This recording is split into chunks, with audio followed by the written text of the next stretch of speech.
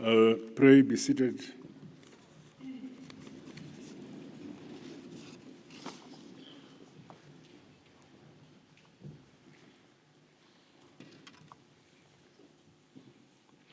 Our Director of Ceremonies, Dr. Shire, Deputy Secretary. The Vice President, Honorable General Retired Dr. CGDN Chiwenga. Vice President, Honorable Colonel Retired Comrade Kesidi Mohadi. The Honorable Ministers and Deputy Ministers who are here. The Chief Secretary to the President and Cabinet, Dr. Mishek Swanda. Chairman of the Public Service Commission, Dr. Vincent Ungwe, and other commissioners who may be here. Deputy Chief Secretaries in the Office of the President and Cabinet, heads of parastatals and other institutions, senior government officials who are here, service chiefs, chairpersons and chief executive officers of public entities, comrades and friends.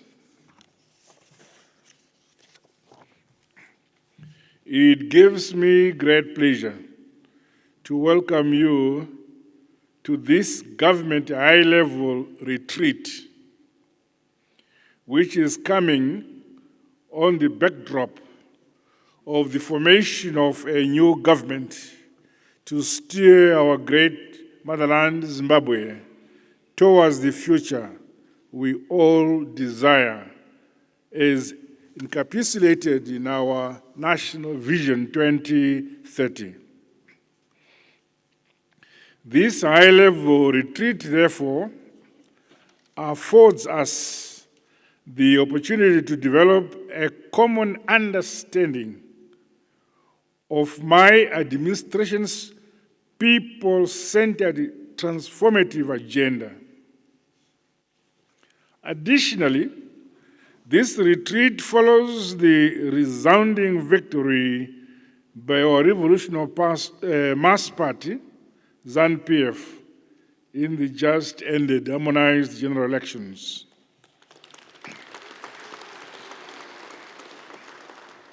The overwhelming endorsement of the party by the people is recognition that the Second Republic has made remarkable achievements on its policies and programs to better the lives of all Zimbabweans.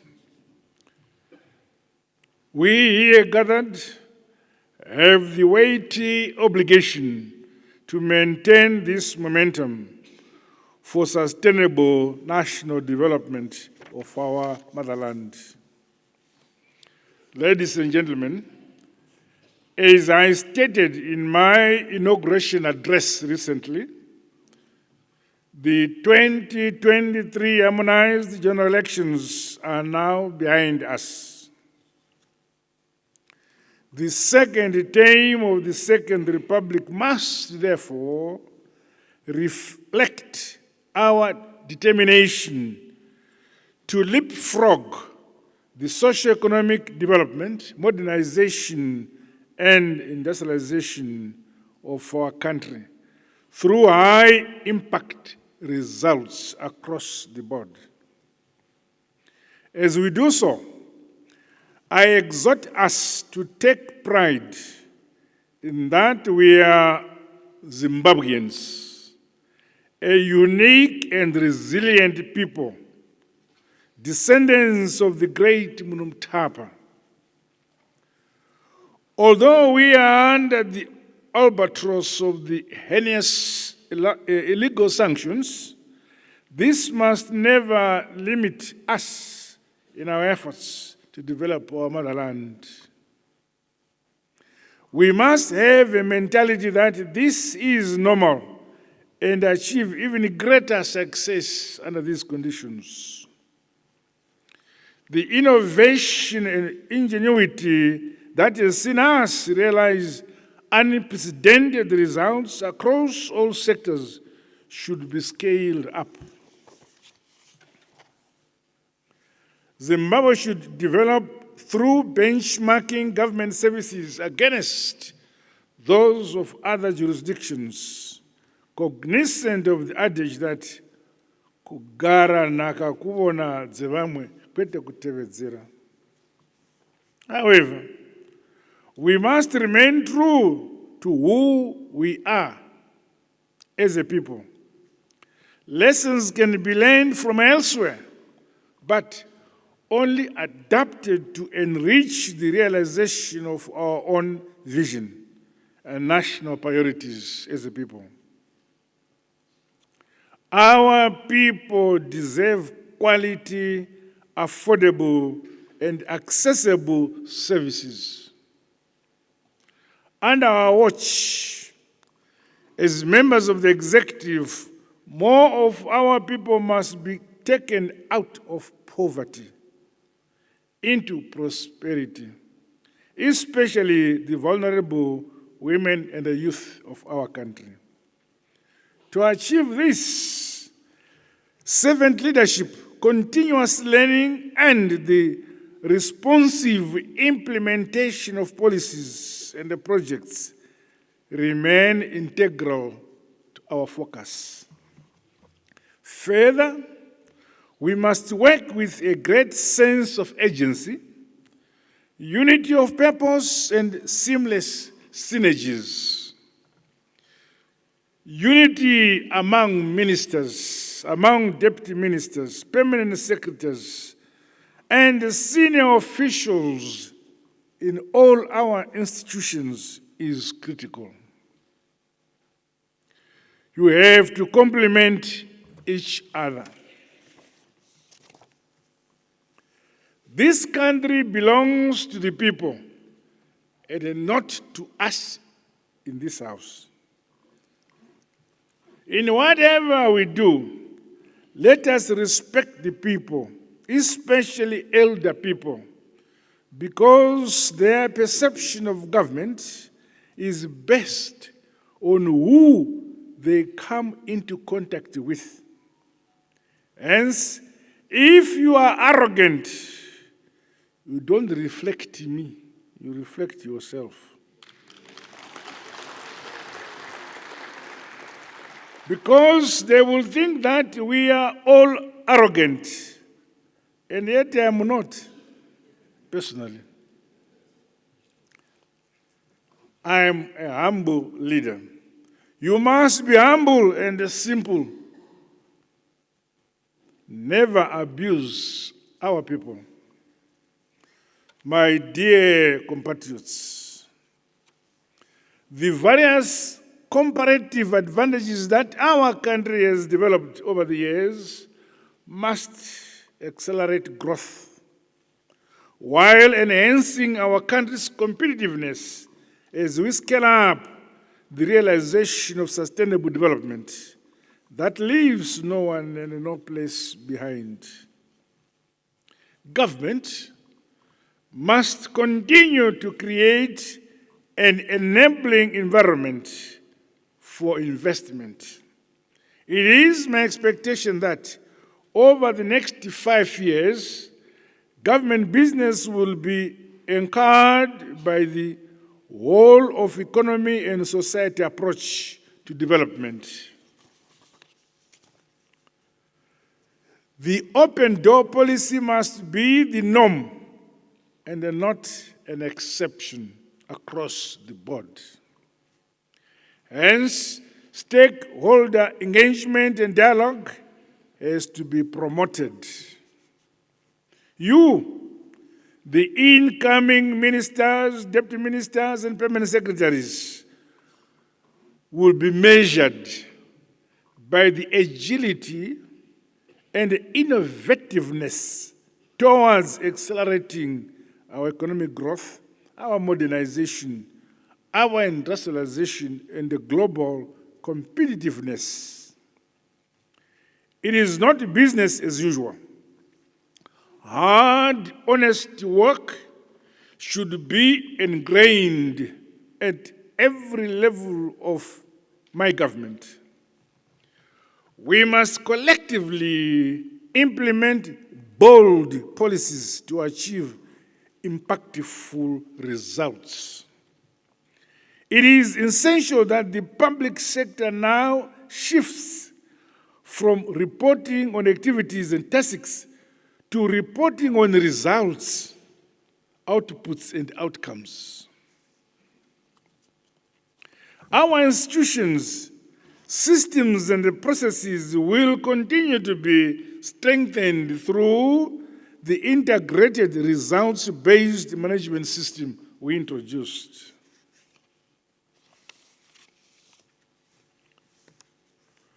My dear countrymen and women, the implementation of the digital agenda must be accelerated so that public services are offered online for the convenience of our people. Government will also implement the following additional measures. 1. Accelerate projects such as Gwai Shangani Dam, Kunzi Dam, the Bight Bridge, Bulawayo to Victoria Falls Highway, and the drilling of the 35,000 boreholes in our villages, among others.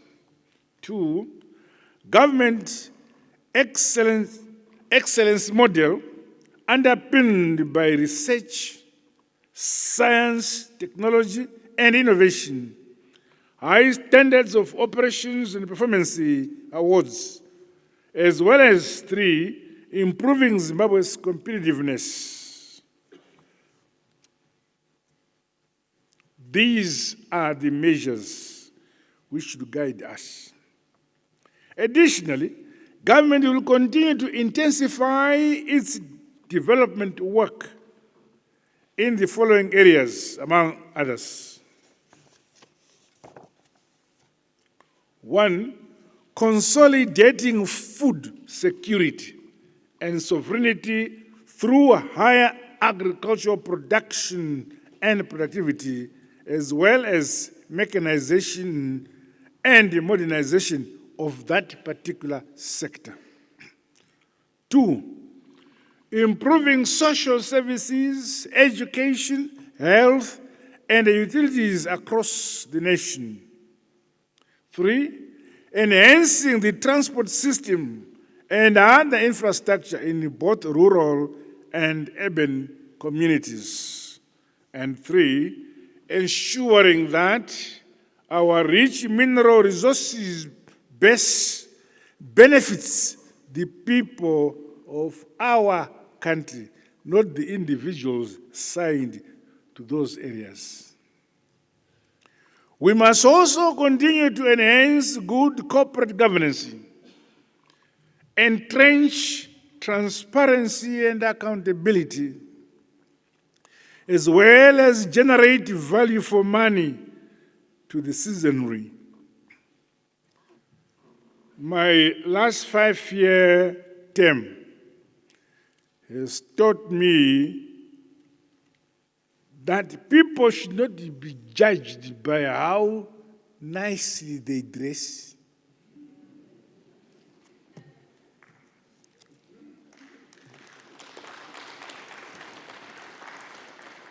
but by the manner they honestly do their work.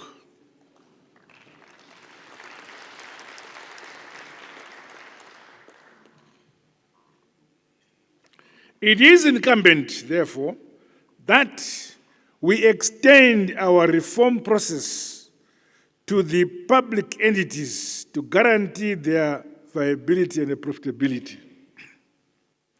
Ladies and gentlemen, fiscal and monetary policies should foster economic stability and predictability, as well as spur confidence among citizens.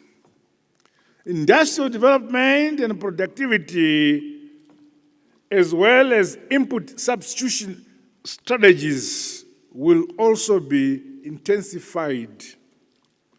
The high-level forum of public sector reforms and the tripartite will continue to play a pivotal role. Furthermore, the framework being used for implementation of the NDS-1 must be strengthened for the monitoring and evaluation of the achievement of Vision 2030 targets.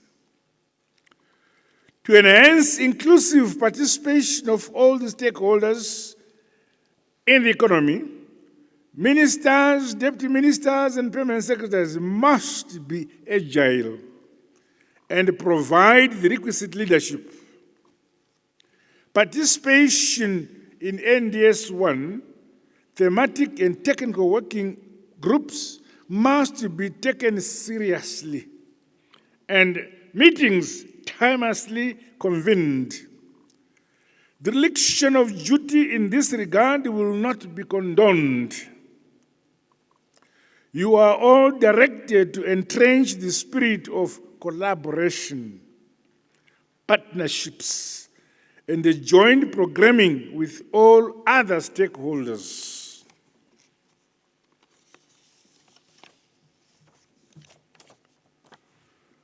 Silo mentality and the tough wars have no place in my administration.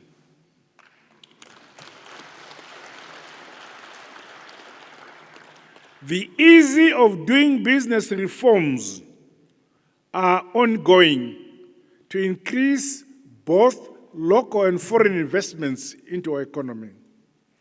Sectors which remain burdened by numerous and overlapping legislative and regulatory processes, as well as licenses, fees, and taxes charged by ministries, departments, and agencies, must be urgently attended to, because one of the mantra of our government is that Zimbabwe is open for business. Ladies and gentlemen, as government, we are a creation of our colossal revolutionary party, ZANU-PF, and the people of our great country. Let us always empathize with our communities and appreciate their needs and the challenges. Further, informed by our devolution and decentralization agenda, government blueprints, programs, and projects must answer to the needs of households, villages, wards, districts, and provinces. Provincial development plans must thus speak to our devolved systems. Let me conclude by thanking you all for attending this important retreat.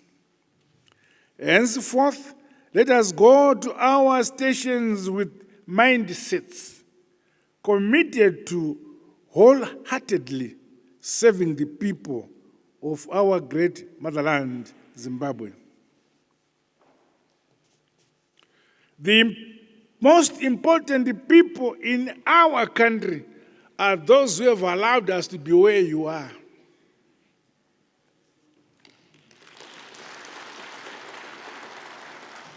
Please, I, for one, will not accept the chef mentality.